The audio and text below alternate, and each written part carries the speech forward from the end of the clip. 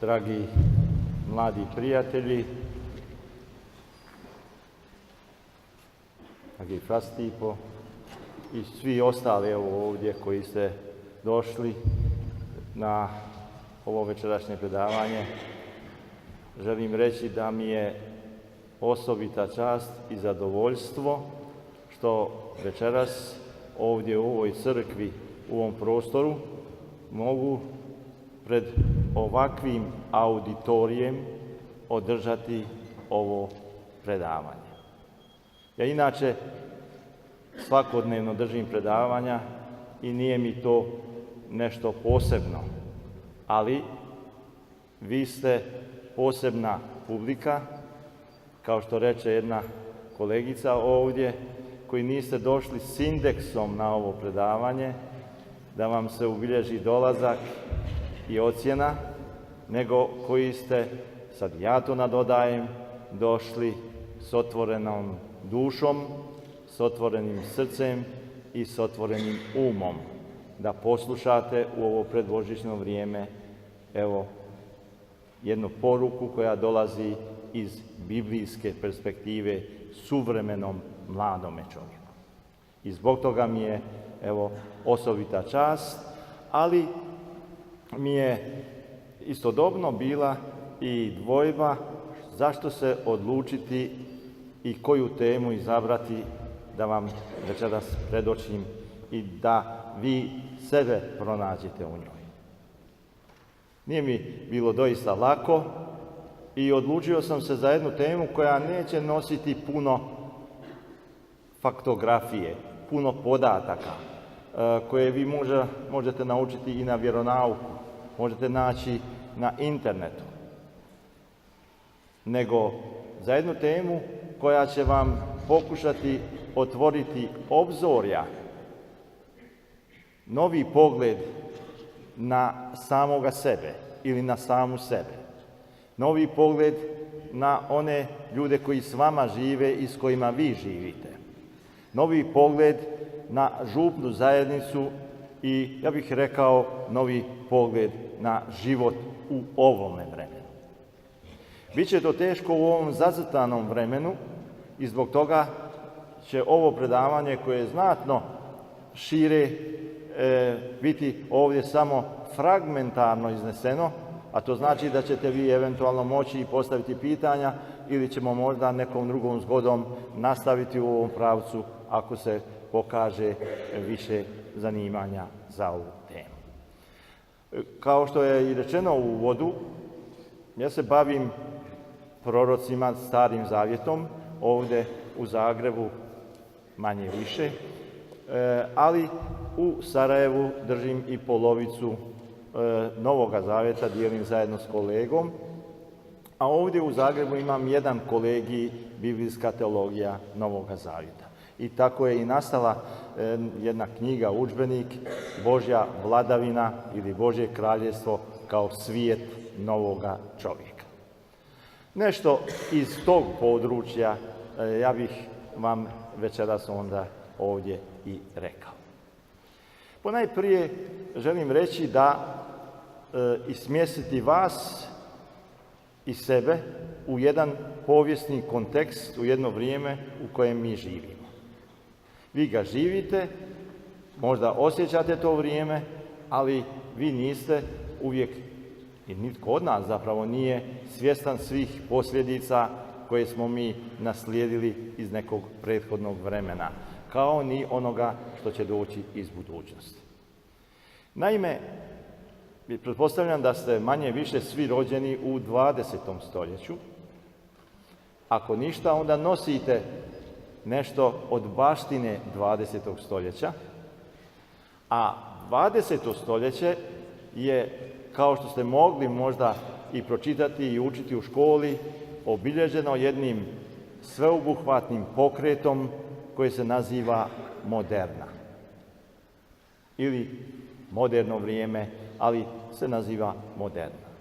Ona započinje sa jednim francuskim filozofom, i to ste mogli čuti negdje možda u filozofiji u školi, René Descartesom, koji je u započeo tu reformu ili početak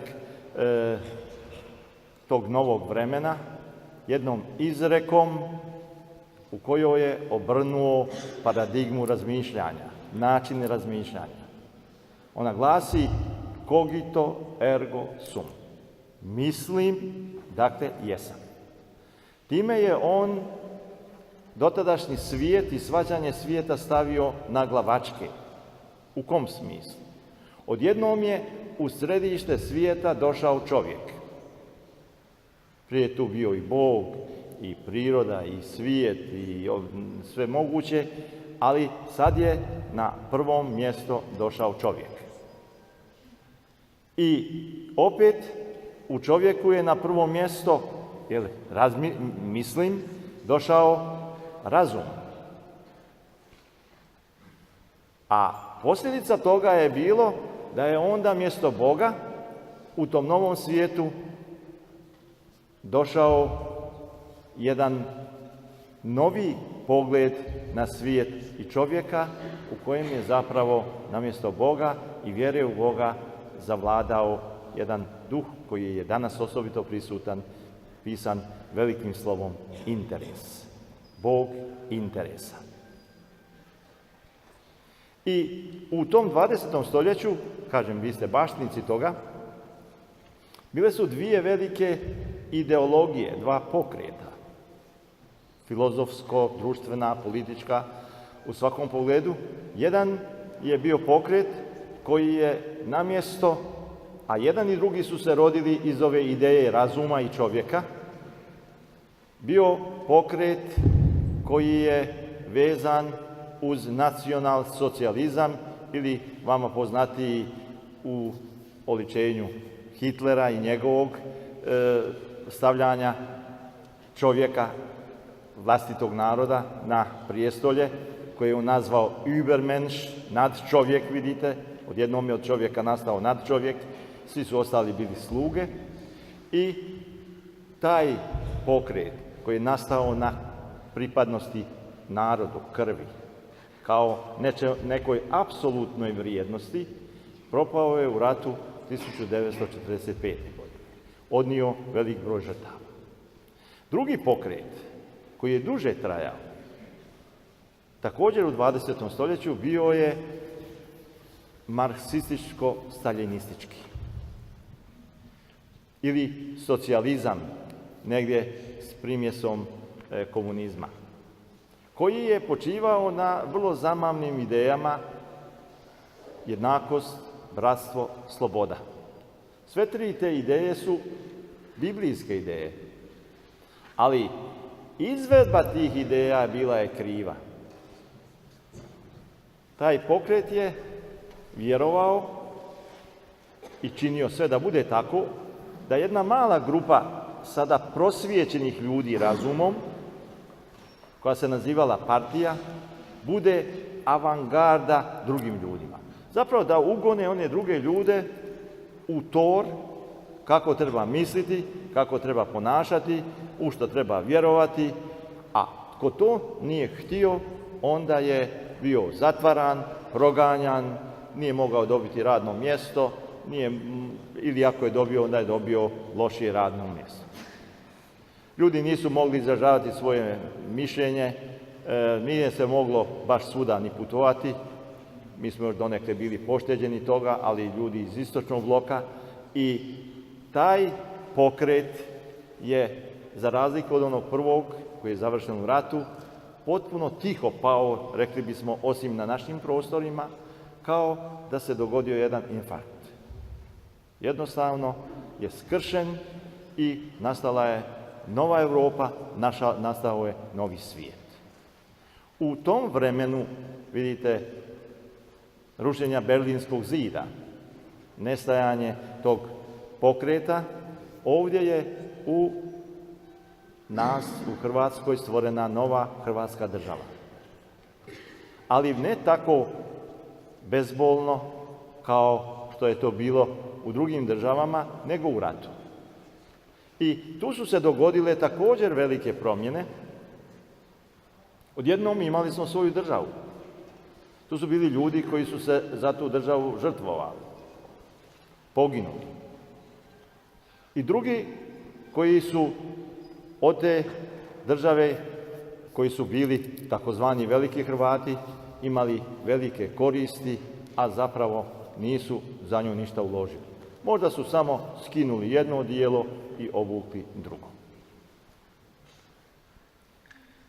Nakon slamanja toga i takvoga svijeta,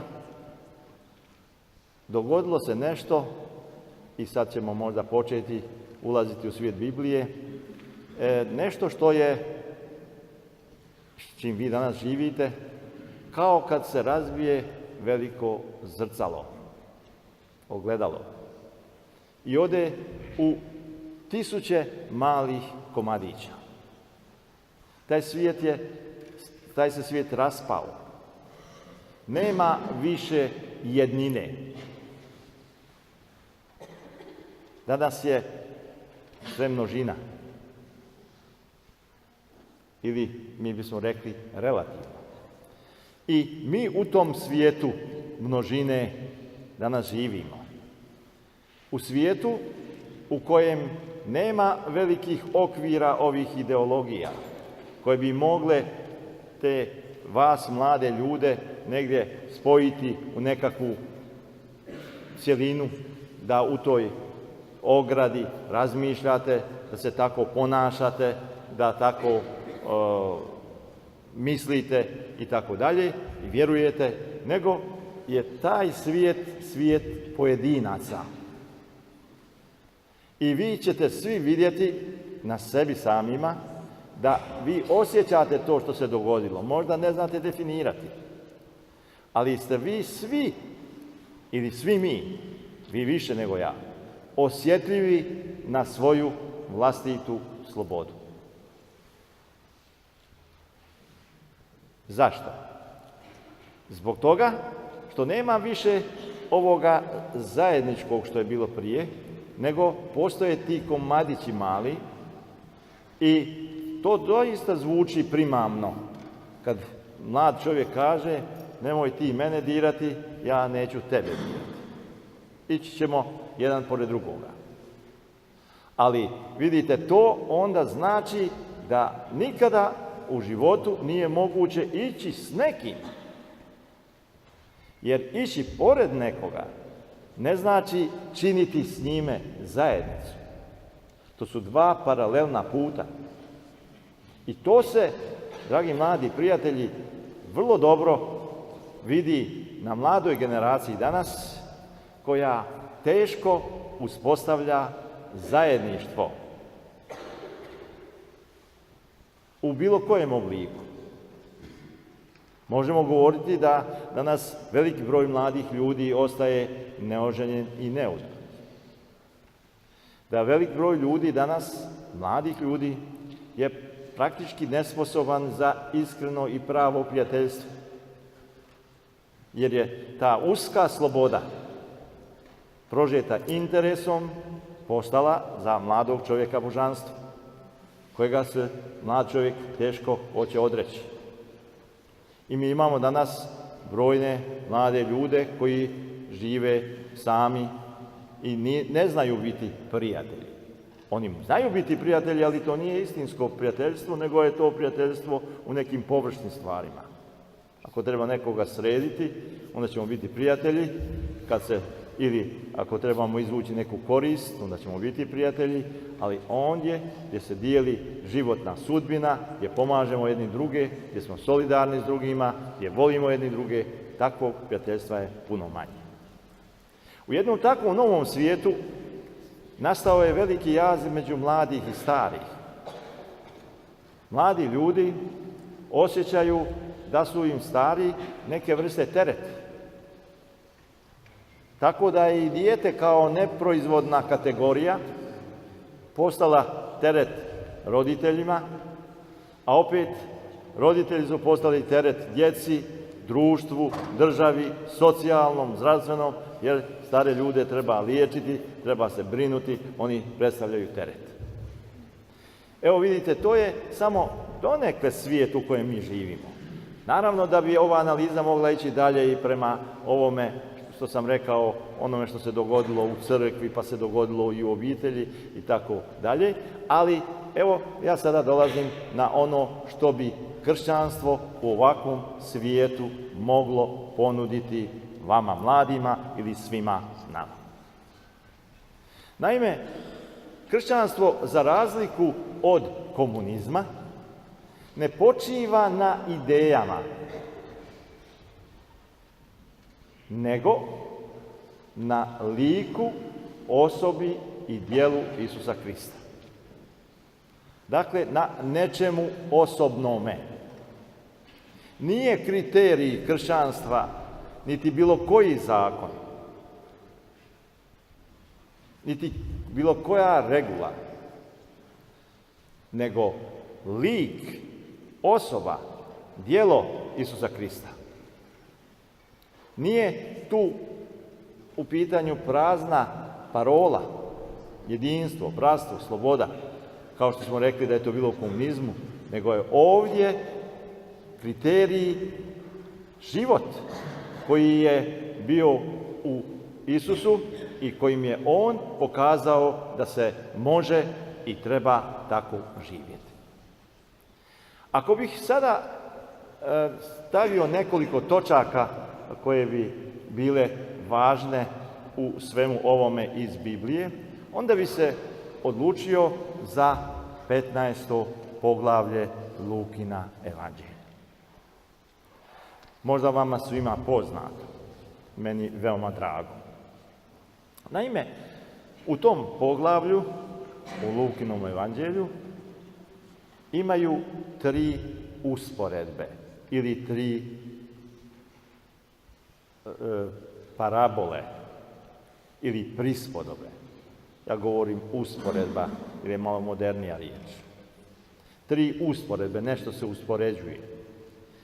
Usporedba o izgubljenoj i opet nađenoj drahmi. Usporedba o izgubljenoj i opet nađenoj ovci. I 3. usporedba o izgubljenim i ne znamo da li nađenim sinovima. U sve 3 ove usporedbe, vidite, naglasak je na ovome izgubljen. Izgubljena drahma, izgubljena ovca, izgubljeni sinovi. Ponovo nađena drahma, ponovo nađena ovca, vjerojatno ponovo nađeni sinovi. Što bi to bila kao poruka za ovo današnje vrijeme? U tim usporedbama želi se reći nekoliko stvari. U prvoj usporedbi je izgubljena drahma, to je mali novčić, možda 5 kuna, koji je izgubljen i kojeg je žena svu kuću prevrnula da ga nađe i kada je našla taj novčić, pozvala je svoje susjede, napravila veće veselje i veći trošak nego što taj novčić vrijedi. Mi bismo u ovom svijetu interesa rekli ludo. Nema nikakvog interesa u tome, neisplativo. Druga usporedba govori o pastiru koji ostavlja 99 ovaca i ide za onom jednom zalutavom. I opet bi u ovom našem svijetu interesa rekli, pa koji je to pastir da ostavlja 99, a ide za onom jednom jedinom kao da nju jedinu ima. I opet kažemo, to ne odgovara logici ovoga današnjeg načina razmišljanja i čovjeka. I imamo 3. usporedbu koja, vidite, nije ni stvar, ni životinja, nego dvojica braće. Ja namjerno govorim o dvojici braće, a ne o jednome izgubljenom sinu. Jedan koji je odlutao od oca i koji je, što je dalje odlazio od oca, sve više tonuo u vlastitu propast, jer je otišao iz kuće ljubavi. Ali još nešto imamo u tome. Samo misao o ocu, misao na oca, koji je otac ljubavi, omogućava ponovno povratak u očev dom. I taj sin, kad je došao na najnižu razinu, na razinu najnečistije životinje u židovstvu, to je svinja, on se sjetio, pa ja imam svoga oca. On me čeka. Ja se imam kamo vratiti. Ovo što ja ovdje jedem, ne jedu ni životinje kod mog oca. I ta misao na ljubav, na oca koji ga čeka, koji ga voli, čini da se sin vrati i mi vidimo gotovo kao u filmu kako se to događa. Otac izdaleka vidi sina koji se vraća, trči mu u susret, oblači ga, stavlja mu prsten, sandale i još tomu priređuje veliku gozbu. I opet, vidite, nerazumljivo za nas koji razmišljamo logikom interesa, zar je sin koji je odnio svoj dio imetka, potratio to, zaslužio da ga otac bez ikakvog prijekora ponovno primi u onu kuću ljubavi. Ali ima i onaj drugi sin za kojega kažem da je također izgubljen. Zašto bi onaj drugi sin bio izgubljen? Pa on je bio dobri sin u očevoj kući. On je radio, išao svaki dan na njivu raditi. On je zarađivao svoj komad kruha. Ali kad je on došao natrag i čuo da je veselje u kući, čuo razlog veselja, on se silno razljutio, ali ne toliko na svoga brata koji je otišao pa se vratio, nego više na oca koji je primio njegovog brata. Kad mu je brat odlazio, ovaj stariji sin nije ni postojao. Mi ne znamo za njega. Njemu je bilo svejedno što mu mlađi brat odlazi. Ali sad, kad se vratio, u njemu se probudila ljutnja, ljubomora, što je on tu. I vidite, on ne želi ući u kuću oca koji ima mjesta za onoga prvoga sina. I njemu otac izlazi u susret kao onome drugome mlađem sinu i njega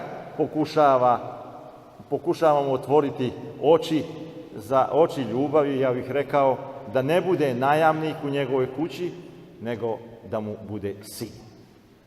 Jer u njegovoj kući ima mjesta i za jednoga i za drugoga sina. I vidite, opet imamo jednu čudnu logiku, kao i u prve ove dvije usporedbe. Logiku koja ne odgovara jednom našem ocu, pa koji bi to otac ovdje na zemlji uradio tako? Gotovo nitko. Ili nitko. I mi kažemo, te usporedbe, sve tri, govore o logici Božje ljubavi. Ona je nelogična gledana s ljudske strane. Jer rekao sam da se više potroši na tu radost nego što ta stvar vrijedi. Više se uloži truda za onu jednu ovcu nego za 99. I više, čini se, otac ima problema sa starijim sinom nego s ovim mlađim. Ova treća usporedba ostaje otvorena. Mi ne znamo da li je stariji sin ušao u očev dom ljubavi. Ja znam samo da je jedan moderni književnik, Franz Kafka, također napisao jedno malo djelo koje se zove Urteil, osuda, i gdje je on i pismo ocu, i gdje je pokazao kako je otac u toj maloj i kratkoj priči, a to je zapravo bio sam Kafka, otac tog svoga sina koji je htio otići u slobodu, osudio na smrt. Zapravo, Franz Kafka nije imao sreću imati dobroga oca iz one usporedbe iz Lukinog 15. evanđelja. Vidite, dragi mladi prijatelji, u ovom suvremenom svijetu, gdje sam rekao da je Bog interes u vrijeme kapitalizma, pisano velikim slovom interes, ova logika Božje ljubavi kao solidarnosti, kao razumijevanja, kao prihvaćanja, otvara jedno novo obzorje, jedan novi pogled na život. To je ono što ovome svijetu danas nedostaje, jedan takav način razmišljanja da ne gledamo vlastito prijateljstvo s nekim samo iz interesa, da ne gledamo brak iz interesa, da ne gledamo druženje u crkvi iz interesa, da ne gledamo župnu zajednicu samo iz interesa, nego da gledamo jedno, drugo ili treće kao mogućnost istinskog ostvarenja pravoga čovjeka. I još nešto bih rekao, i s time ću naravno i završiti ovo naše izlaganje. Još jedan bi tekst ovdje izložio i izveo iz toga jedno važno uporište za današnjeg čovjeka, a to je nešto što je jedan biblijski teolog nazvao da je Isus time učinio revoluciju vrijednosti ili revoluciju vrednota. Ja bih to nazvao da je to Isusova revolucija ljubavi. To je onaj tekst vama također svima poznat, samo ga ja otvaram na jedan drukčiji način. Što je najvažnije u kršćanstvu? Što je najvažnije u životu? Koja je najvažnija zapovjed, pita onaj pismoznanac Isusa. Isus to formulira vrlo jednostavno i kaže najvažnija zapovjed, zapravo postoji jedna, sa dvije grane. Ljubi Gospodina Boga svoga svim srcem svojim, svom dušom svojom, svom snagom svojom, svim umom svojim, a bližnjega svoga kao samoga sebe. To je, vidite, središte kršćanstva. Ili ono što je Isus rekao. Kako možemo vidjeti da ova ovdje zapovjed opet odgovara suvremenom čovjeku i što bi ona značila? Vidite, zašto mi kažemo da u ovoj prvom dijelu ove zapovjedi odnos prema Bogu ima kriterij svom dušom, svim srcem, svim umom, svom snagom, a u drugom dijelu je drugčiji kriterij. U ovom prvom dijelu, koji se odnosi na onaj prvi dio dekaloga, 10 Božjih zapovjedi, na one prve 3 zapovjedi, odnos prema Bogu, govori se što zapravo ljubav jest. Ljubav je osobna stvarnost, jer srce, um, duša, snaga, to su unutarnje čovjekove vrijednosti, unutarnja obilježja čovjeka i njegove osobe. I čovjek uspostavlja odnos prema Bogu preko središta svoga bića. To je onda uvijek osobna ljubav. I zapravo nema druge ljubavi osim osobne. Ako vi volite nešto što nije osoba ili nekoga, onda to nije ljubav. Mi to u Bibliji nazivamo idolopoklonstvo. Mi se klanjamo nečemu što je niže od čovjeka. Bilo koju stvar. Vi možete imati odnos pozitivan prema toj stvari, ali vi ne možete je voliti, vi ne možete sklopiti brak sa autom, sa ne znam, kućom ili već čim hoćete. Vidite, ljubav je osobna. Čovjek uspostavlja svoj odnos prema Bogu samo svojim unutarnjim dijelom bića, svojom osobnošću. I drugo, vidite, Bog razumije samo jedan jezik. Mi ljudi razumijemo i govorimo puno jezika, Bog govori samo jedan. Čudno. To je jezik ljubavi. On ne razumije drugog jezika. Kogod dođe pred Boga i počne govoriti nekim drugim jezikom osim jezika ljubavi, Boga neće razumjeti.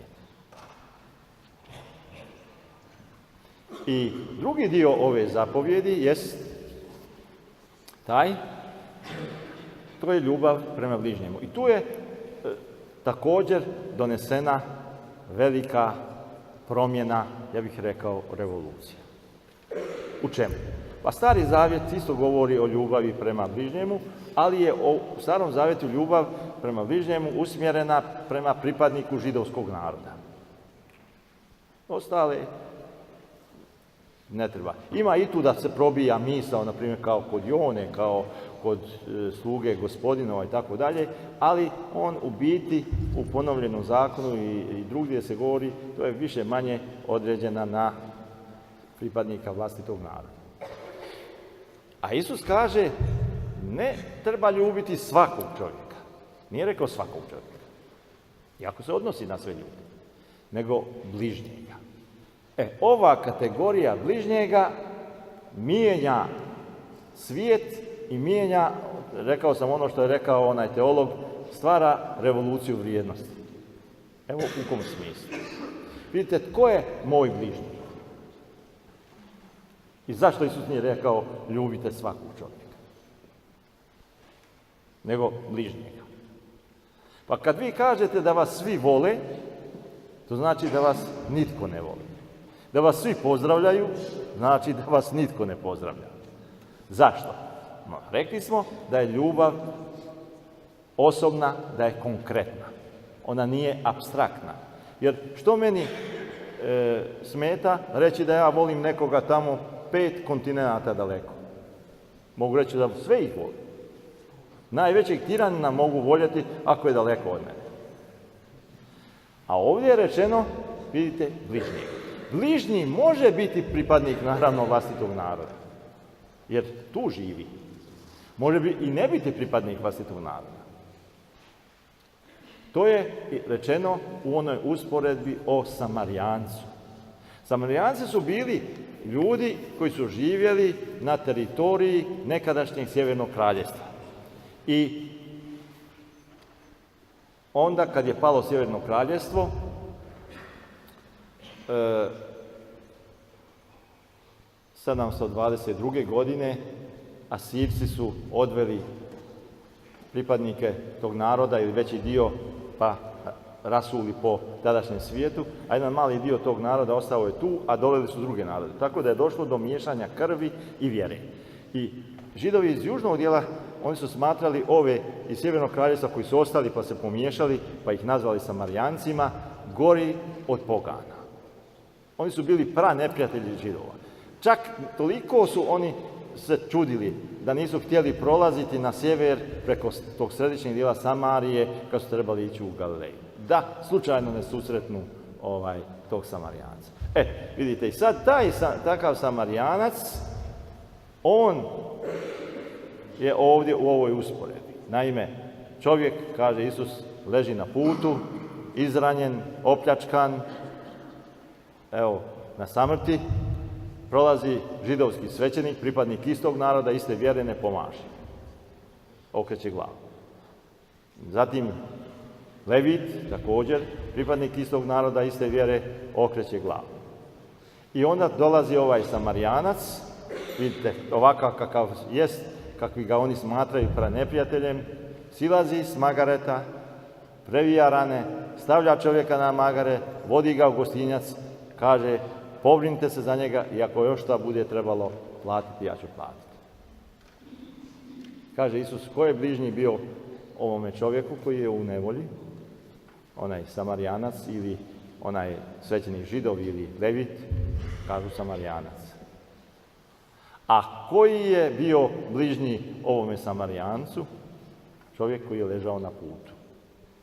Iz toga mi izvlačimo, vidite, nešto i sad se tu mijenja paradigma, mijenja se način razmišljanja. Kako mi trebamo djelovati u životu? Mi trebamo djelovati prema ovome zakonu bližnjega. Kako? Recimo, sasvim konkretno, i s tim ćemo, završiti. U jednoj obitelji, ako ima 3 ili 4 djece, koje je dijete bližnji roditeljima prema ovoj usporedbi? Šta mislite?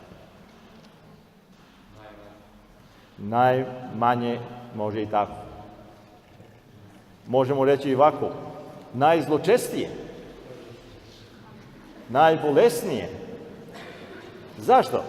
Pa roditelji vole svu svoju djecu, naravno, ali ovome možda najzločestijem, najbolesnijem treba najviše roditeljske ljubavi da od toga djeteta napravi pravoga čovjeka, da ga izvede na pravi put. Ili ajmo u školu. Evo, jednom đaku ili jednom studentu ili studentici, svejedno, koji je profesor bližnji ili kojemu je bližnji jedna od tih učenika. Da li je onaj najbolji? Pa najgori. Pa najbolji će i bez profesorove pomoći izaći na pravi put. On će izaći i bez njegove pomoći. Ali onaj koji se ljulja, vidite, da izgubi godinu, da propane u školi, da se izgubi, da ne zaluta u ovom životu, njemu treba najviše pažnje i najviše pomoći. Ili u jednoj župi, vidite, ajmo tako reći, župnik bi trebao prema ovome pokazivati ne onim vjernicima koji su dobri, pa oni su dobri i bez njega, i s njim i bez njega, nego pastoral bi se trebao, vidite, odvijati upravo prema onim rubnim ljudima, koji nisu oni loši, ali vidite, tu su negdje na kraju. Ili, naravno, u jednoj državi. Da li bi država trebala pomagati one koji najviše imaju vlasništva? Pa, vidite, trebala bi imati taj osjećaj, kao što je i Bog socijalno osjetljiv, i država bi trebala biti socijalno osjetljiva prema ljudima koji su izgubili radno mjesto, koji nemaju posla, koji jedva preživljavaju i tako dalje. Vidite, kad bismo mi ovako razmišljali prema ovom kriteriju bližnjega, život bi izgledao drukčije. Ne bi Bog bio interes, nego bi Bog bio solidarnost i Bog bi bio ljubav. I evo, s ovim ja bih se samo, i s tim završavam, upućujem na onaj tekst koji sam dao ovdje kolegi, 25. poglavlje Matejeva evanđelja, koji upravo govori da će Bog na kraju svijeta suditi ljude, ne vjerojatno po tome što su govorili i vikali Gospodine, Gospodine, ja sam s tobom jeo i pio, nego što su učinili jednome od moje najmanje braće. Bijah gladan i dadoste mi jesti, bijah žedan i napojiste me, bijah gol i obukoste me, bijah u tamnici i pohodiste me, i sad bi se ovo moglo redati dalje, a onda se ljudi pitati, Gospodine, pa kad te mi vidjesmo gladna, bosa, žedna, gola u tamnici, a da smo ti pomogli? A on će im odgovoriti, što god ste učinili jednome od ove moje najmanje braće, meni ste učinili. Što god ste učinili jednome od ove moje najmanje braće, zadnje braće u ovom svijetu, meni ste učinili. Ja sam u njemu. Hvala vam na pozornost.